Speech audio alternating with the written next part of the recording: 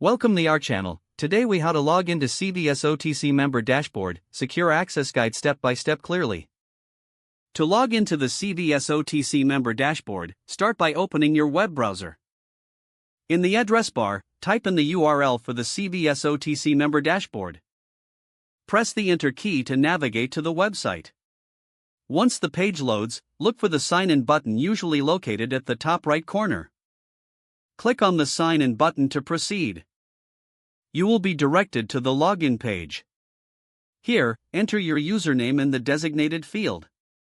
Next, input your password in the password field. Before clicking the Sign In button, double-check your credentials for accuracy.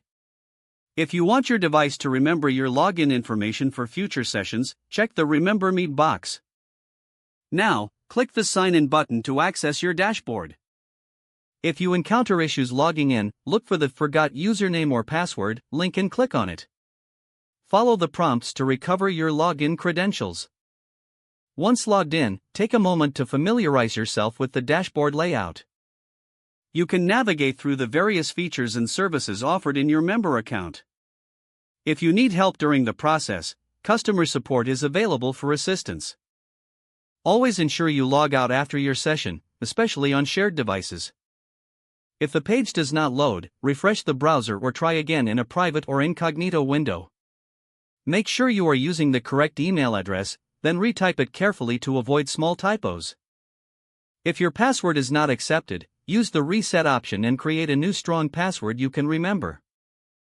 Check your spam folder for verification or security emails, then complete any requested confirmation steps.